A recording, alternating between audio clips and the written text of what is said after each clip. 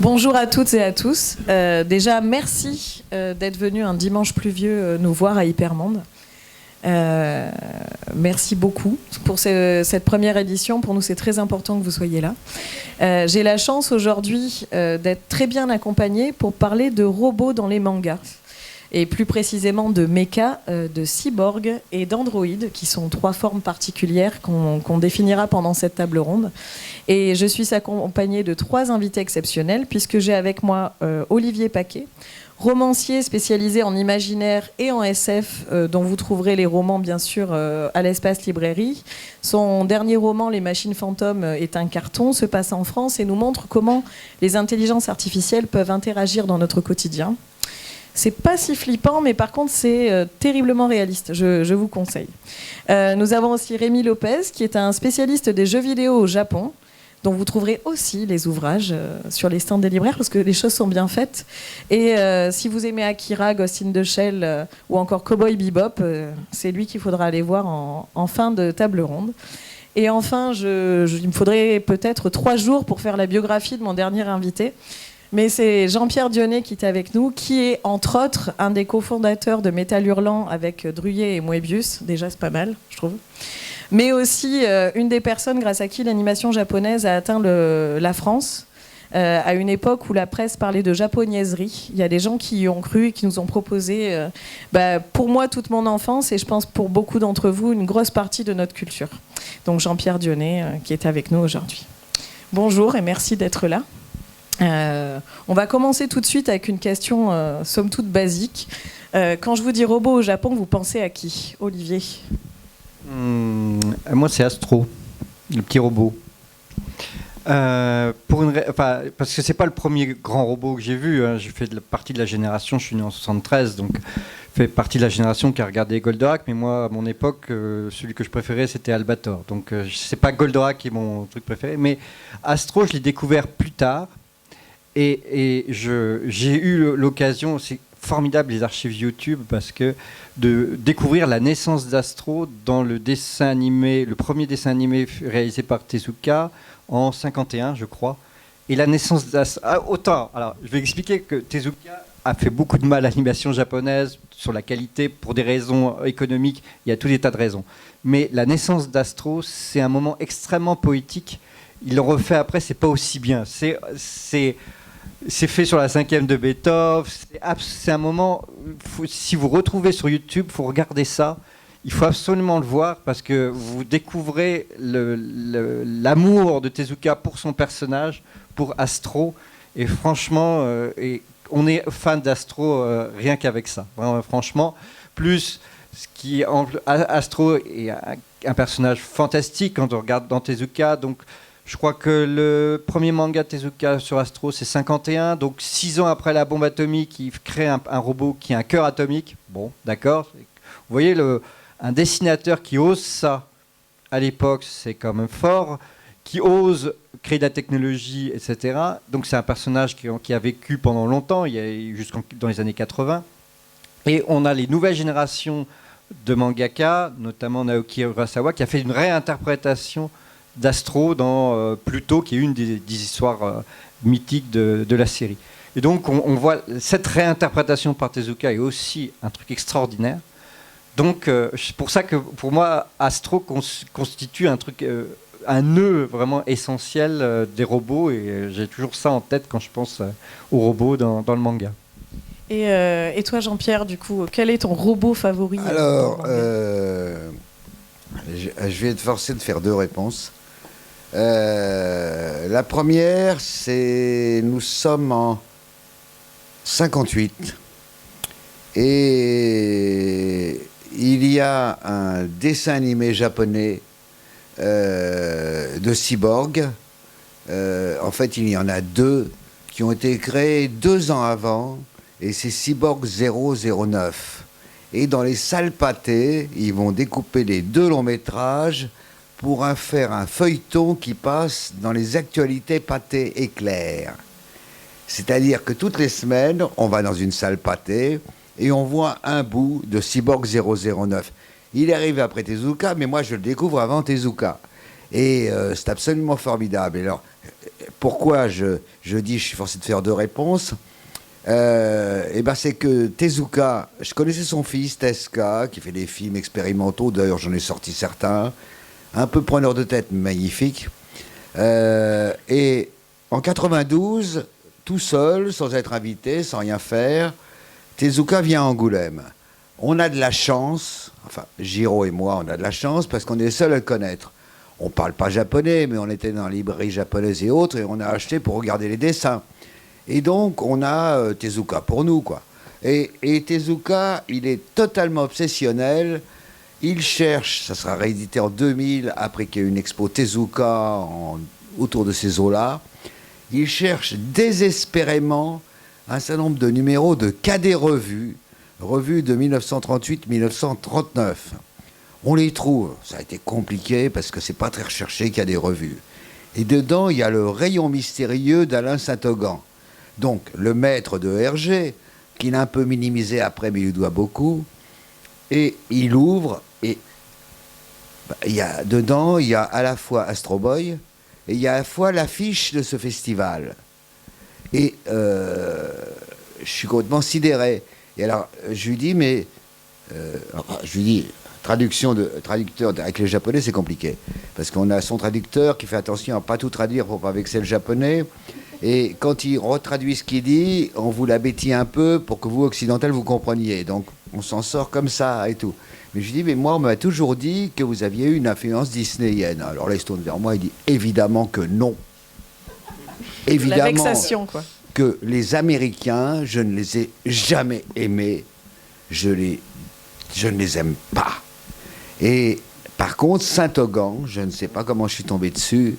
Et donc, dans Saint-Augan, il y a un robot extraordinairement simplifié, comme notre affiche, où on voit tous les vérins, les trucs comme ça, pas habillés du tout, qui est effectivement, qui n'a pas l'humanité d'Astro Boy, mais qui fait partie des robots où il n'y a que l'essentiel. Et ça a été un moment totalement magique parce que je connaissais déjà Miyazaki. Miyazaki détestait Disney aussi. Bon, après, Disney l'a racheté. Pour lui, le grand maître, à part Moebius, qu'il va connaître plus tard, c'était Saint-Exupéry. Son rêve, c'était de faire Le Petit Prince. La famille Saint-Exupéry a dit non, on ne veut pas un mec du Club Dorothée. Bon, ça n'a pas été possible de discuter avec eux. Ils ont fait l'espèce de truc récemment. Vous n'êtes pas obligé de le voir, Le Petit Prince qui a été fait. Et tout ça vient en fait de quelque chose de très ancien qu'on appelle le japonisme, c'est-à-dire du début du siècle, un moment où les peintres de Pont-Aven découvrent le Japon, un moment où un Japonais vient s'installer à Pont-Aven, un moment où Henri Rivière, entre France et Belgique, fait 32 vues de la Tour Eiffel pour remplacer les vues du mont Fuji.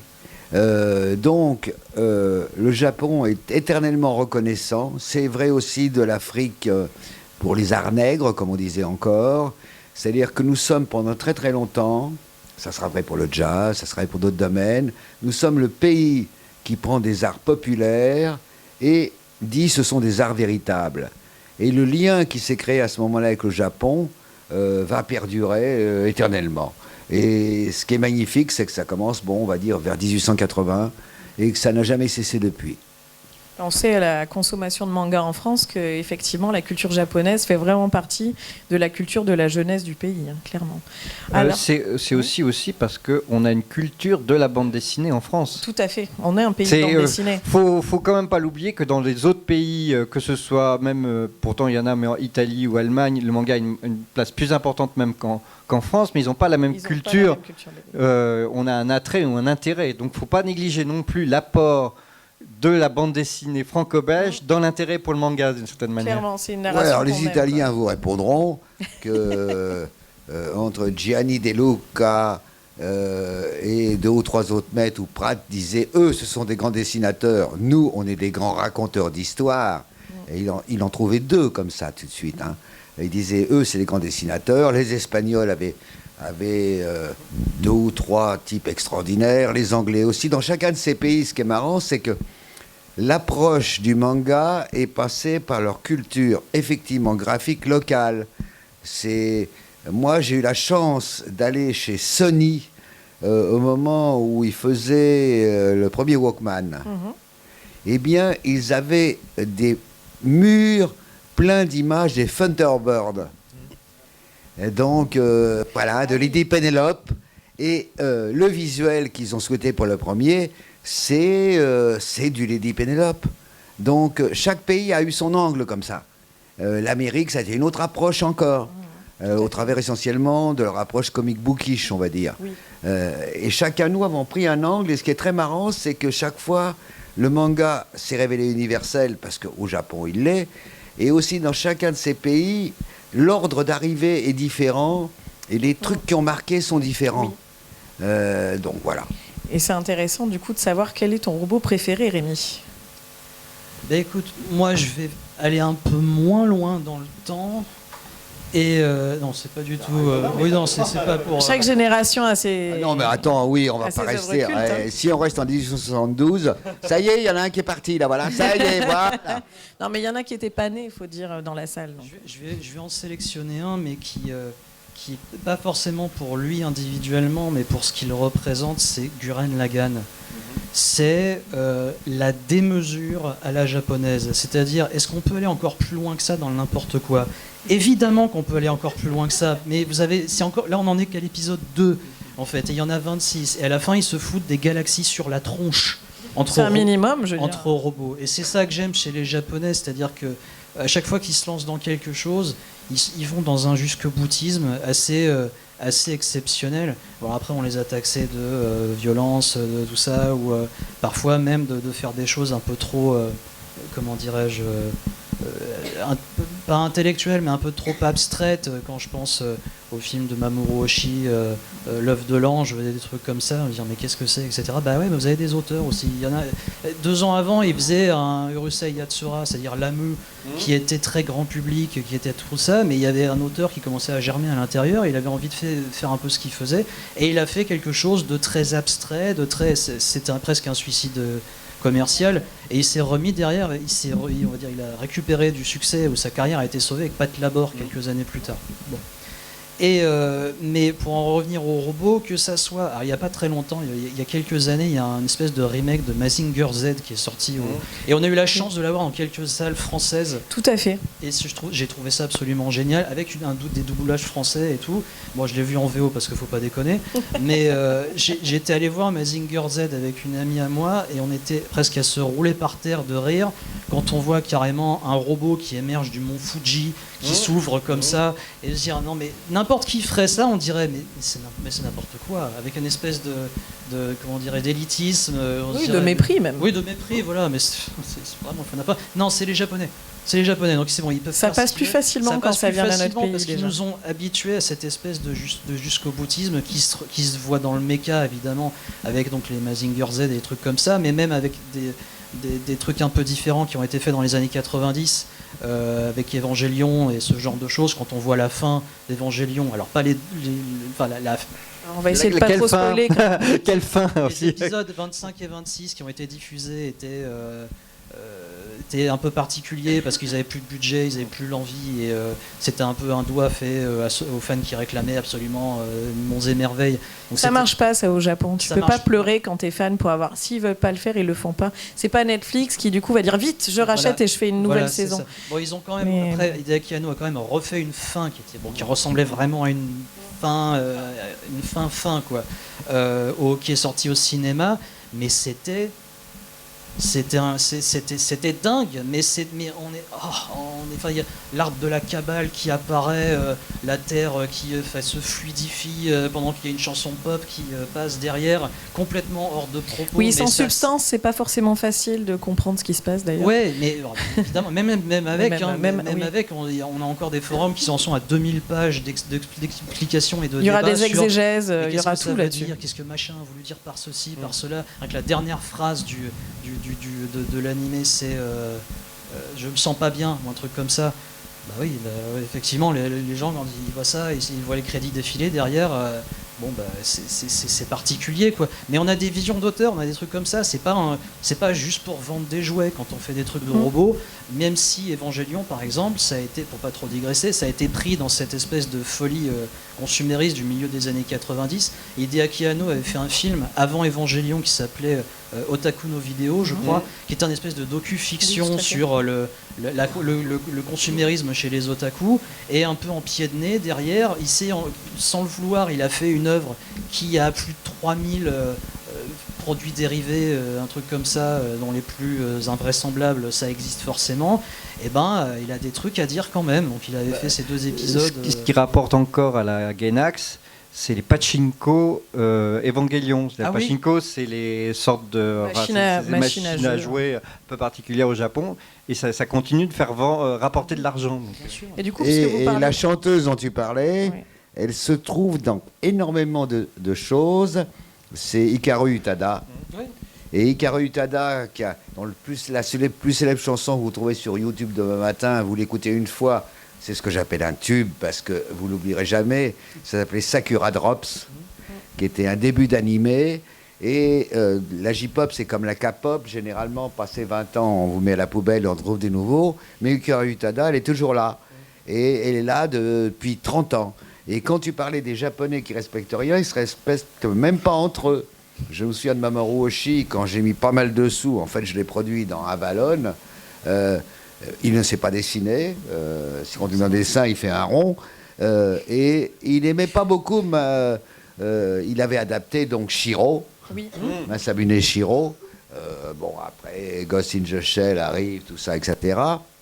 Mais ce qu'il n'aimait pas chez Shiro, c'est que les robots étaient pour lui trop sexués.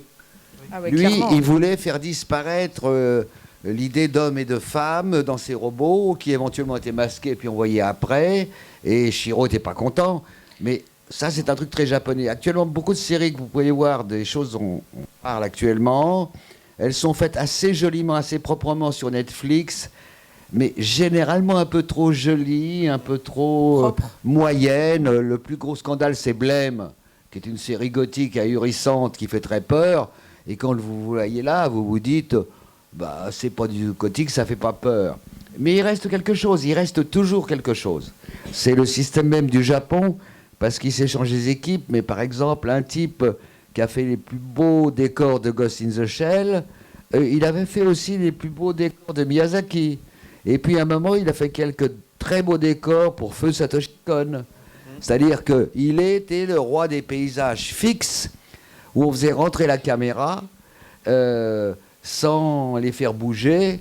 Ceux que retrouvent maintenant des cinéastes de nouvelle génération, comme Alex Proyas, qui revient au cinéma avec des choses fixes qu'on éclaire derrière. Donc on dit il y a quelque chose qui ne va pas, cette forêt bouge un peu dans la lumière, mais en même temps, elle n'est pas vivante. Oui, parce qu'elle est fixe et éclairée par derrière. Le film qui a été d'horreur à la japonais, qui a été fait, qui s'appelle Le Défilé Galliano, le dernier de Galliano et Olivier Dahan. Quand vous passez les 10 premières minutes, on vous montre des vêtements.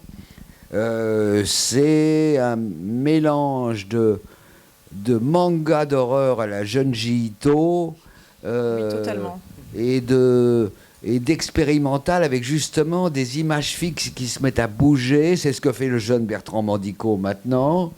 Alors maintenant on est face, ça c'est extraordinaire, à des générations par exemple au cinéma, de metteurs en scène occidentaux qui sont presque plus fidèles à la légende du manga que les Japonais, parce que les Japonais, pour eux, si ça change, ça change.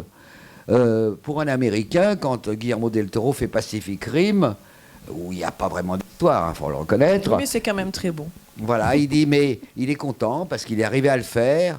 Alors là, les Japonais sont plus irrévérencieux. Ah oui. Parce que celui qui arrive derrière, il fait autre chose. C'est vrai. Alors du coup, c'est bien, vous avez cité Evangelion, Ghost in the Shell, ça va nous permettre un peu de définir les mechas, les androïdes et les cyborgs. Alors les mechas en premier, donc c'est à la fois une armure robotique, mais aussi un courant du manga dès les années 60. Et du coup, quelle est la particularité du mecha dans le manga? Parce que c'est quelque chose en Europe qu'on a très peu finalement dans nos œuvres.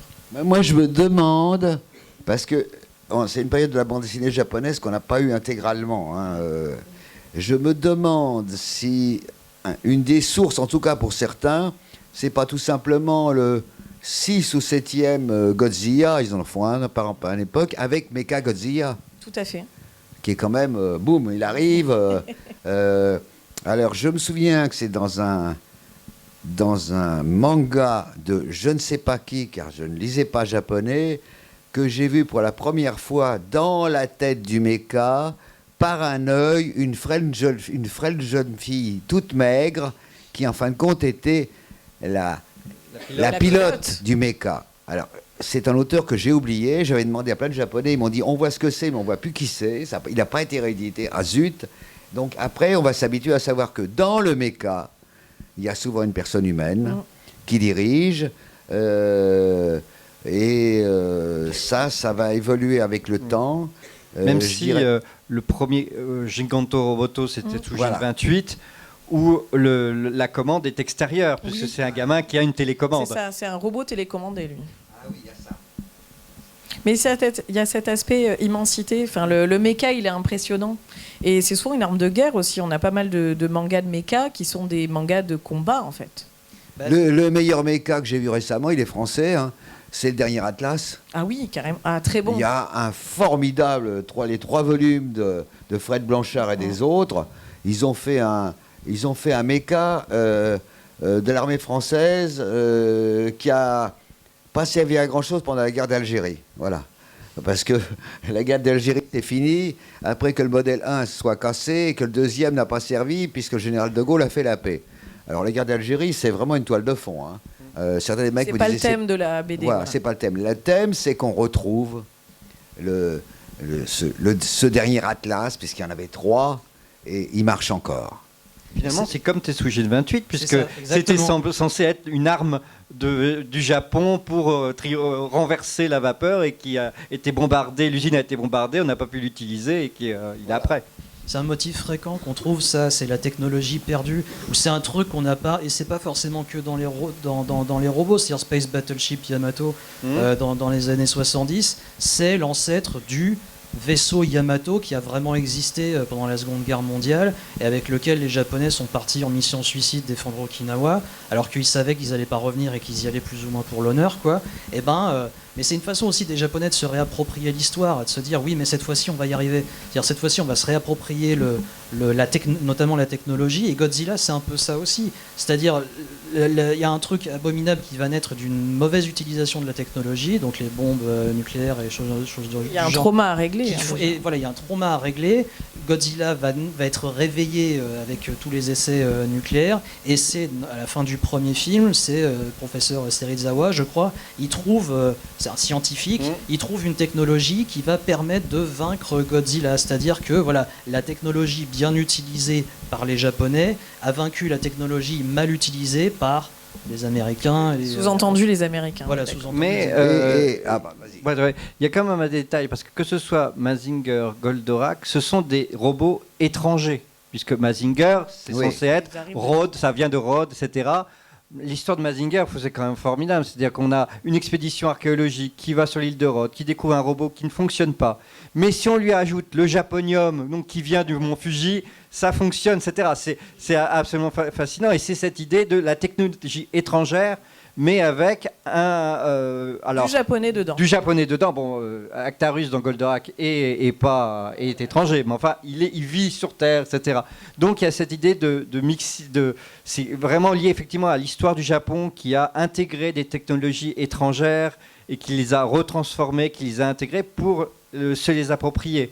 Donc il y a ça aussi. Mais il y a une chose aussi un peu différente, c'est qu'on parle de choses des années 70 et on voit comment les robots ont changé dans les années 80. 80, c'est Gundam, Macross, où les robots, ces gigantesques robots qui étaient à l'époque uniques, deviennent fabriqués en série. Et ça veut dire que le Japon, à ce moment, s'est vu différemment. Quand c'est les années 60, c'est le Japon de la reconstruction, de l'après-guerre. Donc il s'agit de reconstruire, effectivement, ce sont les nouvelles générations. Donc on a un robot, etc., qui est une figure. Dans les années 80, c'est un Japon industriel qui est capable de rivaliser avec les États-Unis. C'est l'arrivée du Japon, deuxième puissance mondiale, voilà. donc et il faut donc, le montrer. on le montre dans ces histoires. Miracle Ce sont japonais. des histoires gigantesques, c'est des grands récits. Gundam, c'est un récit gigantesque.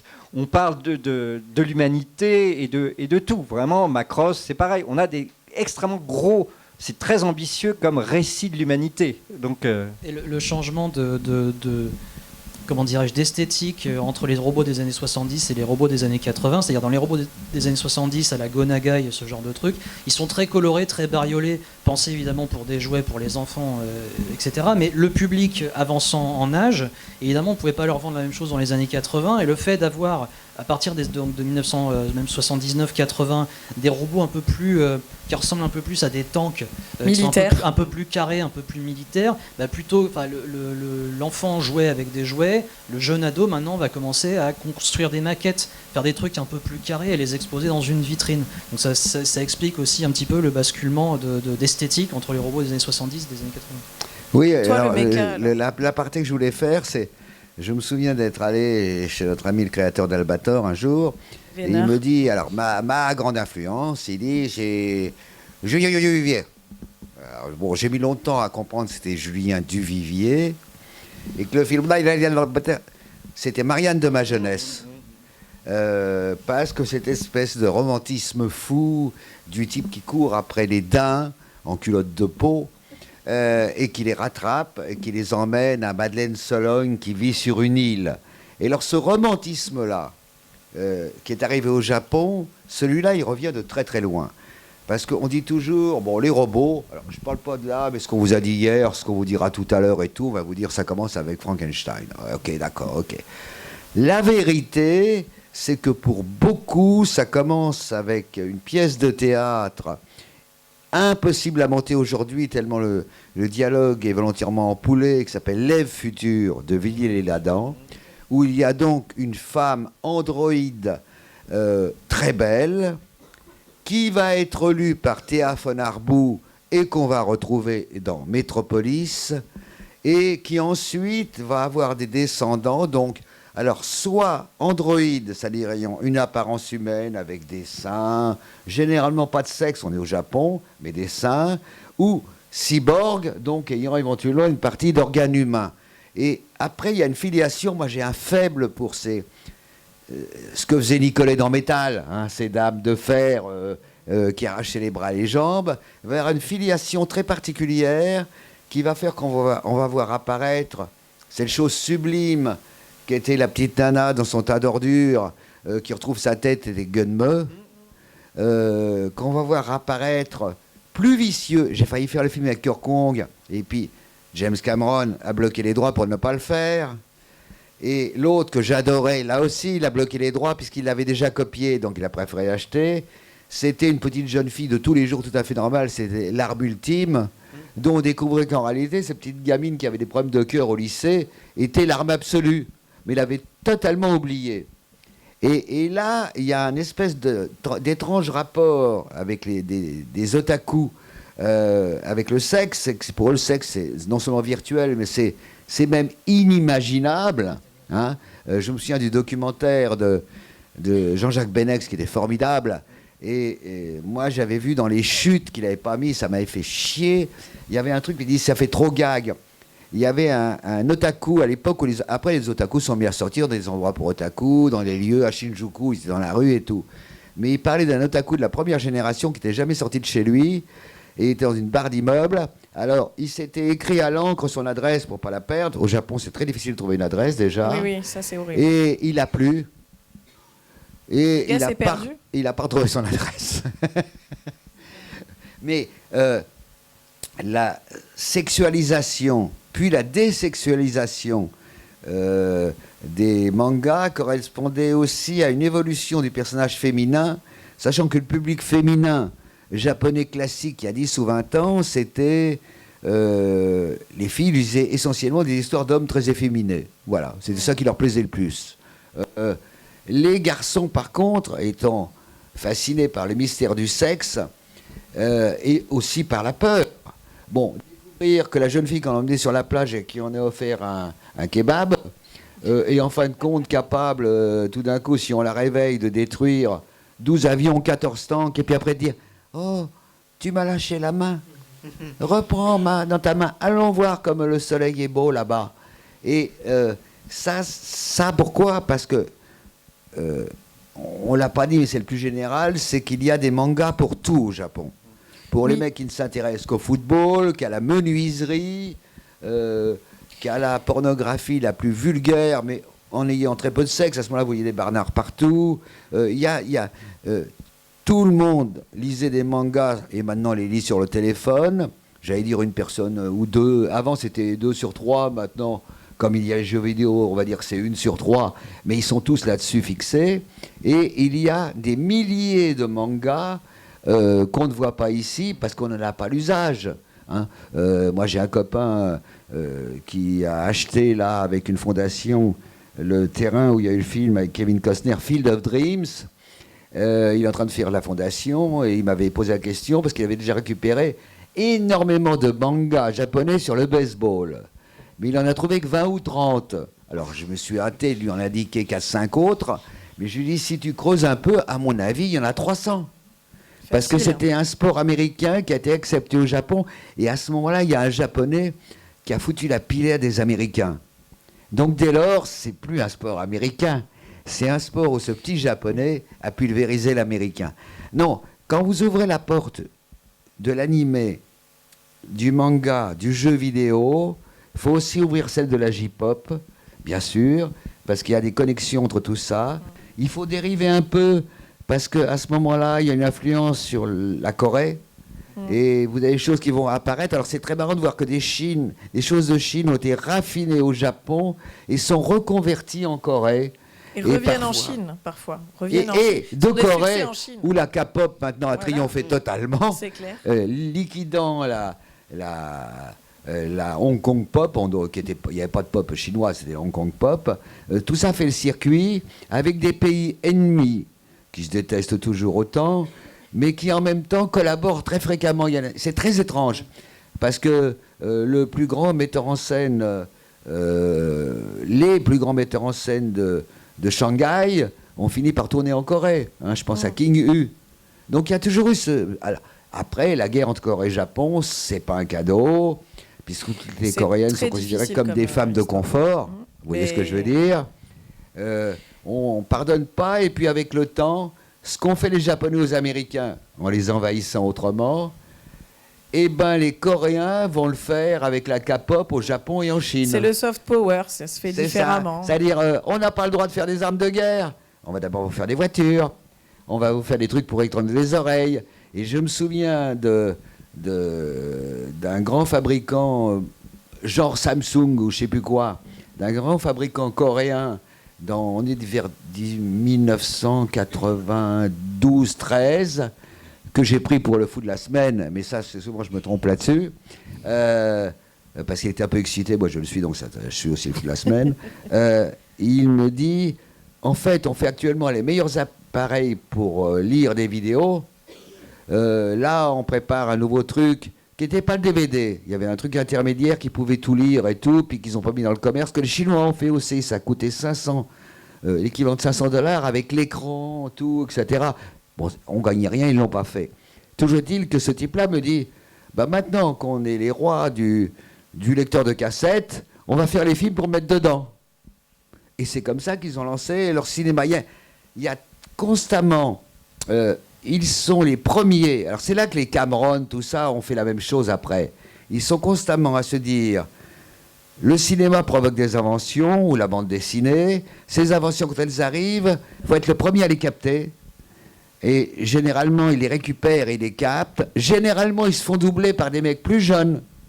Comme quand Scorsese fait des très mauvais effets spéciaux, c'est pas son truc. Alors qu'un jeune mec qui arrive, lui, c'est une grammaire qu'il découvre. Et il y a une espèce de succession technique, poésie, qui est plus interpénétrée qu'on croit. Mais surtout qu'au Lui, Japon... toi, tu le sais. Avec entre le jeu vidéo et les mangas, évidemment, il y a une influence qui est. Ils sont pas totalement dissociables, c'est pas possible. On peut dire oui, ça c'est pas tout à fait pareil, ça c'est pas tout à fait pareil. Mais même quand on voit aujourd'hui notamment la scène indépendante du jeu vidéo occidental, l'influence du Japon Elle est forte. Mais enfin, on se demande même si c'est pas japonais tout court, quoi. Il arrive parfois qu'on ait des doutes sur Mais ce certaines œuvres. qui est assez étonnant, c'est que le Japon, dans le jeu vidéo, quand ils font des jeux vidéo pour le Japon, ça a du succès en Europe, mais s'ils font des jeux vidéo à l'international, ça marche pas. ça ne fonctionne. Le Japon ne fonctionne que s'il fait des choses pour Japonais, eux-mêmes. Alors, absolument. c'est ce que n'ont pas compris les Coréens à un moment. C'est-à-dire que les Coréens, ils ont essayé, ça n'a pas été succès, j'en ai distribué, je le sais, de faire des films à l'international, en ayant une idée de l'international comme chose assez nébuleuse. Et puis ils ont découvert, avec, je ne sais pas, Sympathie for Mr. Vengeance ou des choses comme ça, qui étaient d'ailleurs inspirés par Claude Chabrol, qu'ils aimaient beaucoup, beaucoup Le Boucher, Que la bête meurt, tout comme ça.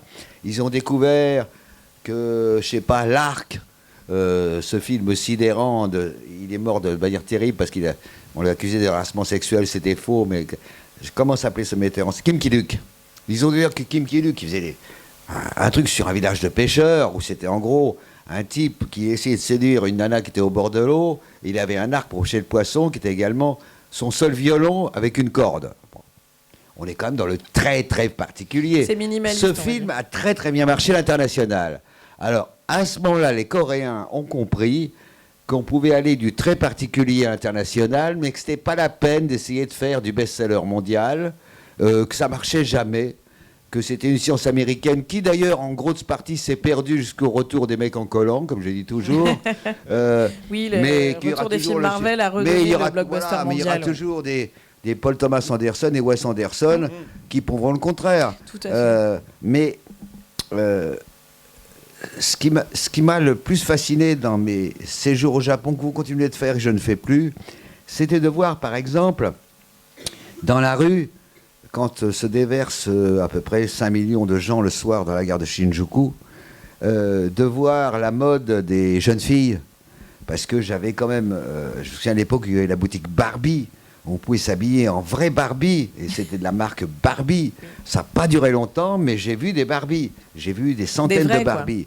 J'ai vu une année où il n'y avait que des Lady Oscar.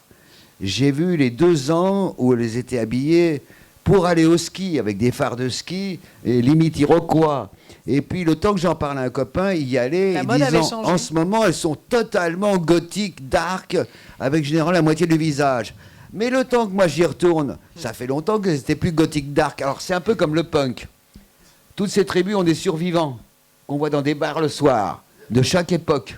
Hein. Comme quand il y a un rocker, c'est à Nantes que ça m'avait fasciné, parce qu'il y avait un rocker, un punkabilly, et un glam. Dans la même pièce, un des qui ont découvert qu'ils avaient un point commun dans les toilettes de la boîte de Nantes, le lieu unique, c'est qu'ils aimaient tous les 3 la musique. Ben ouais. Puis bon, là, du coup, ça se voyait. Ils avaient pas mal bu, hein. Mais en fin de compte, ils se sont dit pourquoi on se fout sur la gueule tout le temps. Mais on est d'accord. Comme un méca, un android, un cyborg, on aime bien les guitares tous. Voilà. Et puis dans le glam, tout est pas à chier, hein. Tout est pas à chier. Oh, ça se discuterait quand même. Mais bon, voilà. Après, non. Alors, oui, mais ça se discuterait. Mais par exemple, l'influence sur une éponge comme Bowie du manga, il existe. Exactement. Lui, il absorbait tout. Il y a une influence manga évidente. Bon, lui, il a fait le chemin, puisqu'il a quand même été faire Bonjour au docteur Monsieur Laurence avec Ryushi Sakamoto. Une des plus belles musiques de film existantes. Sublime. Et pour mémoire, le seul à qui j'ai bossé en achetant des films de Miyazaki ou de Kitano, puis après, pour la musique d'un film qui n'a pas marché, que j'ai produit, qui était Le Petit Poucet, qui est Joe Hisaishi, eh bien, quand on prononce Joe Hisaishi bien, ça dit Quincy. Ah oui. Et parce que c'est un hommage à Quincy Jones. Ah oui. Dis donc. Ah ouais. Voilà. Et lui, c'est assez les Japonais. Alors je dévie totalement. Faut m'arrêter. Vous me tapez sur la tête quand on en a marre. Lui, il me dit non, mais pour moi, le plus grand compositeur de film, j'aime bien Ryuichi Sakamoto, j'aime bien machin. Mais pour moi, le meilleur, c'est Georges Delerue. Ah oui. Voilà. Ah oui, sa référence, c'était Georges Delerue. Ah oui, il peut dire Delerue. C'est imprononçable pour un Japonais. Ouais. Georges Delerue, avec tous ses airs, c'est imprononçable. Mais non, bien sûr. Alors, juste, voilà. je vais revenir parce que revenons aux robots, aux androïdes.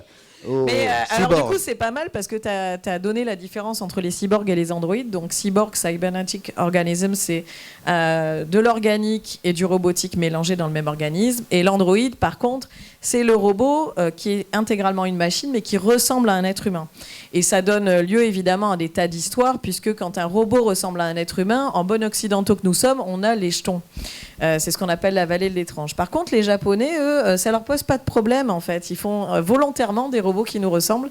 Et c'est lié au Shinto et à plein de choses, leur façon de voir le fait que chaque objet ait une âme. Et du coup, ça donne des histoires assez terribles avec des androïdes qui sont fabuleux. On parlait, ou des cyborgs, on parlait du Major tout à l'heure, sexualisé, c'est un peu le fantasme de l'auteur quand même, ce personnage. Mais alors du coup, est-ce qu'il y a des cyborgs ou des androïdes qui vous ont particulièrement marqué? Parce que quand même, dans le manga, il y a de très beaux personnages. Il y a une série, tout d'un coup, j'y pense, qui est assez peu connue en manga, que je trouve qui est assez intéressante, un peu particulière, surtout à notre époque. C'est une série qui s'appelle Gunslinger Girl. C'est une série dans une ambiance italienne ou de lutte contre le terrorisme. Il s'agit de s'approcher des cibles le plus facilement. Et on se dit que le plus facile pour s'approcher de cibles terroristes, c'est les enfants. Et donc il crée, donc je crois que il modifie. Donc ce sont des cyborgs parce que ce sont des filles qui ont été traumatisées, on les a reprogrammées. Et donc, c'est intéressant, c'est que c'est elles les armes, mais elles sont mignonnes. Et elles ont un fratello, et donc il y a le rapport entre le fratello et son arme, et aussi le fait qu'elles le savent, ça n'intègre pas leur conscience se battre, mais elles sentent que ça intègre leur conscience. Par contre, comment être une jeune fille, c'est un questionnement. Et donc, il y a une belle réflexion, justement, sur qu'est-ce l'inconscient, ce qui est inconscient, le rôle, la fonction, ce genre de choses. Il n'y a que des histoires tragiques dans ce manga. Oui, il faut sortir les mouchoirs ou avoir le cœur bien accroché. Quand même. Il y a oui, je raconte pas parce qu'il y a de quoi faire des trucs, mais j'ai trouvé que c'était à la fois, il y a cette ambiance italienne, donc on part en Italie comme ça, et ces histoires, ces filles, elles sont absolument mignonnes. En plus, le dessin, c'est très mignon, et en même temps, ce sont des armes qui tuent. Elles tuent par exemple, il y a une scène où le fratello invite sa girl à un dîner. Et à un moment, le serveur, il enlève les couverts et il approche le couteau un peu près du cou du fratello. Et à ce moment-là, la fille, en un quart de seconde, se précipite et tord le bras du serveur. Et tout à coup, quoi, je faisais quoi? Voilà. Donc c'est ce genre de choses qui... C'est la programmation. Ça. Oui, c'est Quand ça. c'est bien fait, c'est efficace. Voilà, exactement. Donc ça, c'est ce genre de choses. Bon, je cite parce que c'est pas très très connu, mais il y a eu un animé. Moi, ça aussi. m'avait un peu. Oui. Quand je l'ai lu, c'est Oui. particulier. Ouais, mais ça, c'est c'est intéressant parce qu'effectivement, la notion de programmation, le robot ne fait finalement que ce qu'on lui ordonne et l'humain peut le pire. Et justement, je pense que toutes les réflexions qu'on a eues ce week-end, c'est aussi se poser la question qu'est-ce qu'on veut des robots qui vont arriver? Et est-ce qu'on ne peut pas prendre exemple sur le Japon qui souvent a une vision très positive du robot? On est loin de Terminator. Il y a plus de robots gentils ou de robots héros, on va dire, dans le manga que de méchants finalement. Mais Oshii disait que ce qui était le plus intéressant, alors il l'a diffusé mais doucement et tout, dans l'intelligence artificielle éventuelle du robot, c'était que le ressort dramatique était forcément une erreur de programmation humaine. Donc c'était jamais la faute du robot. Et moi, j'ai droit à la Légion d'honneur, parce que mangaka, parce qu'un jour je croise un monsieur qui s'appelle Otomo. Rien que ça. Hein? Rien que ça. Un gars pas très connu. Voilà. Et j'étais avec les humanoïdes associés, ils me ont de présence, on a surtout d'Otomo et tout, puis ils commençaient à dire que je faisais ceci, cela, ils n'ont rien à foutre. Et je lui dis, mais j'ai fait des trucs, j'ai fait des BD, j'ai fait Exterminator 17 avec Bilal. Et là, il m'attrape la main, il dit, c'est de là que vient Akira. Waouh. Alors, j'ai demandé l'explication. J'ai dit, moi, on m'a toujours dit que c'était Moebius. Il dit, non, mais Moebius, on ne peut pas le copier. Parce que Moebius, dans une histoire, il évolue tout le temps. Tandis que Bilal, il a fait un style fermé, qui était clos. Et donc, il a pris un petit album de 58 planches, et il en a tiré 3000 pages. Mais ça aussi, c'est très japonais, d'arriver à attraper... La substance de l'œuvre française. En fait. Voilà. On a fait une chapelle de province démolie, il a fait la plus grande cathédrale du monde. Mais je trouve que ça continue à cette espèce de correspondance éternelle qu'il y a entre le Japon et la France. Parce qu'actuellement, on a tendance à se juger à l'aune de ce qu'on est devenu. On est un pays qui a eu réciproquement des allées et des venues tout à fait extraordinaires. Alors, moi, mon préféré, c'était... Allez voir, si vous ne l'avez pas lu, j'ai déjà dit tout à l'heure, c'est Gunme, parce que cette petite fille qui récupère sa tête dans un tas d'ordures, et qui apparemment est toute maigre, et apparemment est pas très humaine et tout, elle vit des aventures où elle est à la fois apparemment Cosette, mais en réalité bien pire que notre amie Scarlett Johansson dans Ghost in the Shell, si on l'emmerde un peu. Alors ce qui est drôle, c'est qu'il y a toujours ce mélange que seule l'Asie ose entre des moments de cœur, très très doux, très mignons, on se fait la cour, des moments d'une violence inouïe, après des moments de contemplation, et on revient et on repart. En fait, ce qu'on découvre en Asie, Shakespeare savait le faire, pourtant, c'est qu'on a isolé l'humour, la comédie, l'horreur, le fantastique. Dans ces pays, ce n'est pas un problème si on passe dans le même truc avec des robots, du polar à la science-fiction, à l'histoire romantique, qu'on revient en passant par autre chose. Avec l'humour grotesque aussi. Voilà. Le plus bête aussi, et ça n'a pas de problème. Voilà. Et hier, j'ai lu un interview marrant à propos du dernier James Bond de Rami Malek, qui joue le méchant, et on lui dit, mais il y a un problème avec Mr. Robot, est-ce que dans la dernière saison, on verra des robots enfin? Il dit, mais c'est moi le robot, puisque je suis dysfonctionnel, donc je suis une erreur de programmation. Donc il a tout compris, lui. C'est bien, parce que c'est quand même lui qui interprète le personnage. Hein. Il n'aurait pas su quoi répondre, ça aurait effectivement été pas terrible. Mais enfin, c'est intéressant ce que vous dites, parce que oui, l'erreur de programmation, c'est toujours... J'ai l'impression que c'est l'excuse qu'on veut donner quand on a trop la trouille de penser à autre chose que ça. C'est-à-dire, si le robot commence à se comporter d'une manière un peu bizarre, il commence à avoir conscience de lui-même, ou enfin l'android en l'occurrence, on se dit, wow, c'est une erreur de programmation. Puis un autre derrière, il va dire, j'espère. Parce on est mal barré, sinon il faut les débrancher vite. Hein. Ça me fait penser à un truc, ce que tu dis sur Mamoru Oshii, c'est que dans le premier film de Pat Labor, où Pat Labor, c'est une série vraiment de robots, mais qui est très policière. C'est-à-dire que les robots sont vraiment intégrés. Très peu de robots, voilà. Mais dans les films, il y a donc les deux films réalisés par Oshii. Dans le premier, c'est une volonté d'un humain de corrompre les systèmes opérationnels des robots. Et avec tout un aspect mythologique derrière, etc. Donc là, c'est vraiment l'humain qui corrompt le robot pour avoir une destruction apocalyptique. Après, la volonté humaine est aussi... Il y a vraiment ceux qui cherchent à ce que le robot fasse exactement ce qu'on lui dit, et puis finalement le fantasme de lui donner finalement une existence qui le dépasse. Et évidemment, alors la science-fiction est blindée d'intrigues où justement on perd le contrôle de ce genre de choses, et à notre détriment le plus souvent. Mais c'est cette frontière en fait qui est intéressante entre le côté on a des androïdes qui se comportent à peu près de la façon dont on veut, on a des surprises qu'on sait à peu près gérer parce qu'on comprend d'où elles viennent, et puis quand il y a une espèce de forme d'originalité derrière, ça devient intéressant. Il y a un épisode de Ghost in the Shell, Standalone Complex, qui m'avait beaucoup marqué. Alors j'ai écrit un livre sur le sujet. Donc je prêche un peu pour qui s'appelle Android mon amour, et le titre c'est le titre français, et le titre est intéressant parce que c'est l'histoire d'un type qui apparemment est assez solitaire, c'est le fils d'un ambassadeur, un truc comme ça, donc un mec assez nanti, qui s'est payé un android de compagnie, mais qui derrière a fait en sorte que tous les modèles de la même série entre guillemets soient détruits pour qu'il reste plus que celui-là et que celui-là lui appartienne. C'est-à-dire que, oui, bien sûr, il veut un robot, mais il veut un robot à lui qui soit unique.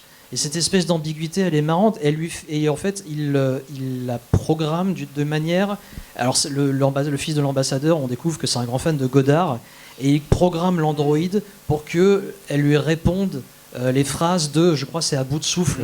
Et en fait, à la fin, ça se termine où lui dit je ne t'aime plus ou je sais pas quoi, et ça suit à peu près les dialogues du film. Mais il y a une phrase et ça finit comme ça. On se rend compte qu'il y a une phrase qui n'était pas dans le script. Et ça se termine comme ça. Ça me fait penser, tu parles de Ghost in the Shell, il y a un autre épisode, enfin, donc dans cette série, il y a les Tachikoma, qui sont des robots style araignée, donc qui n'ont rien d'humain. Et dans un des premiers épisodes, pour je ne sais plus quelle raison, ils mettent de l'huile végétale au lieu de l'huile.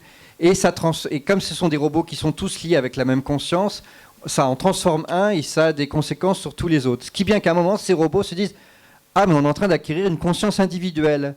Et donc, ils se disent « Ah, mais si on est en train d'acquérir une conscience individuelle, les humains ils vont avoir peur et vont vouloir nous détruire. » Donc, quand le major Kusanagi arrive, ils se disent « Bon, il faut qu'on se comporte comme les humains pensent que les robots doivent se comporter. » Donc, ils se comportent de manière mécanique.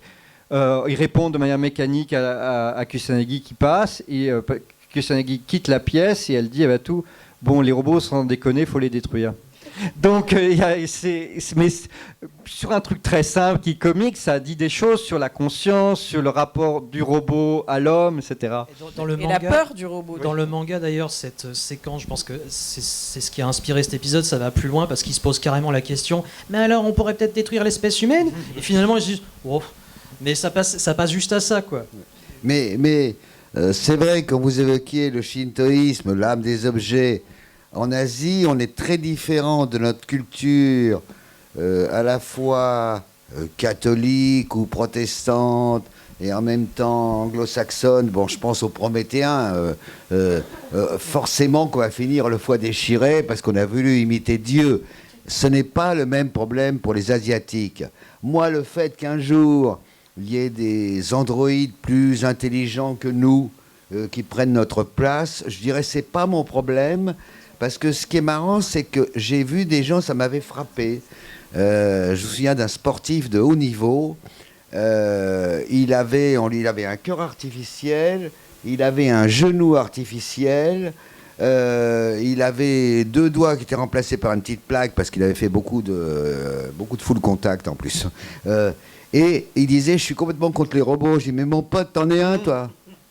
T'en es un, ton cœur. C'est un truc. Il dit, oh bah non, ça n'a rien à voir, je suis quand même humain à 99%. Bah, en fait, on bascule dans un état intermédiaire où on se dit, est-ce que les robots vont prendre notre place?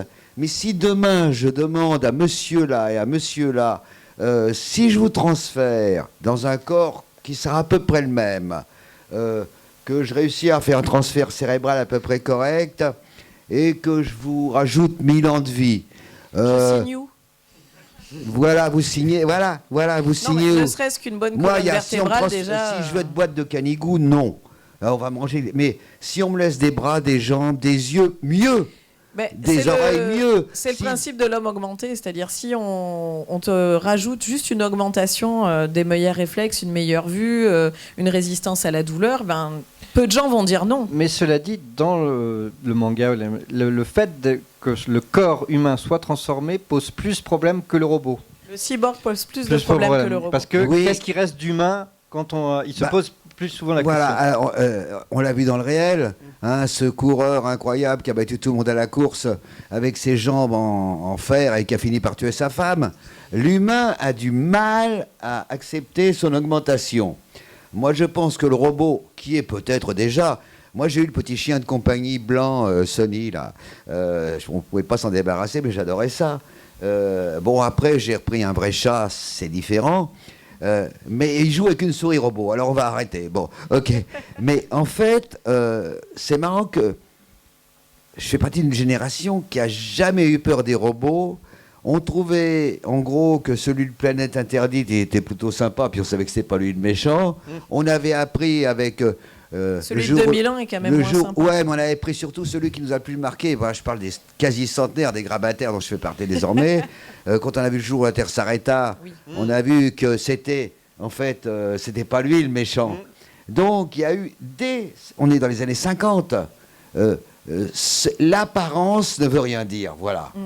Et ça, on l'a découvert dans des robots qui avaient l'air menaçants. Alors, je ne vous raconterai pas, quand vous allez au marché des voleurs derrière Shinjuku, les mecs qui ont copié les mechas et qui en ont fait des centaines qu'on achète pour rien et qui renouvellent tout le temps. Alors, j'ai arrêté à 300, moi.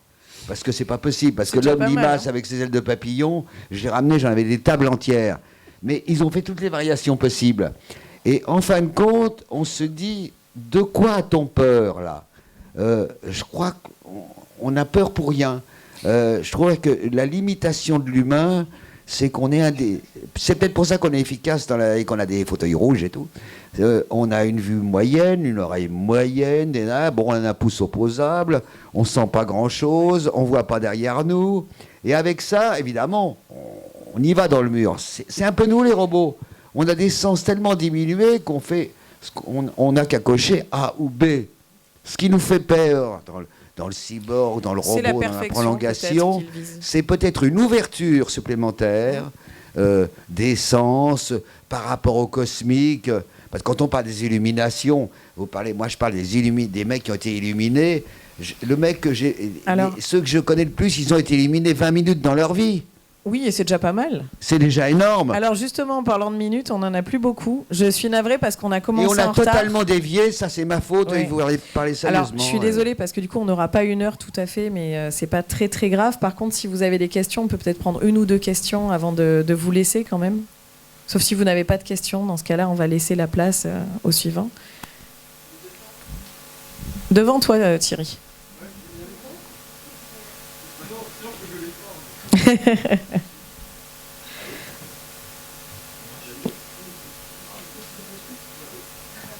Et il va falloir parler fort. Tangozou, il n'y a pas de micro.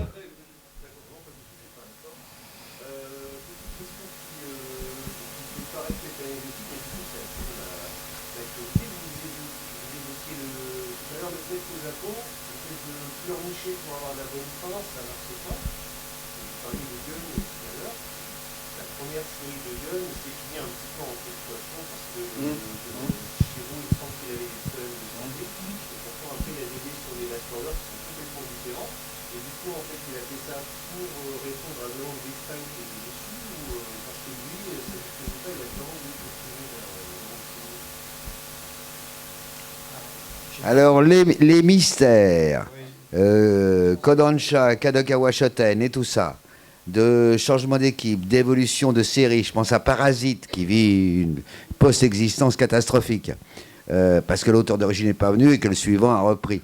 Ça, c'est des trucs.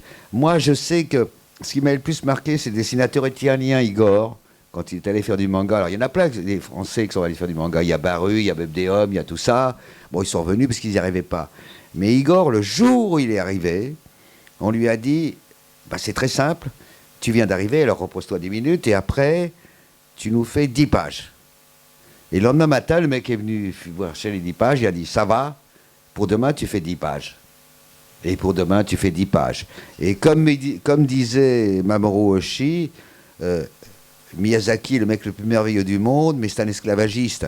Quand vous alliez chez lui, oui, sa petite maison centrale pour surveiller tout le monde avec autour, le cercle où ils avaient tous un tatami auprès et à n'importe quelle heure du jour ils devaient être là.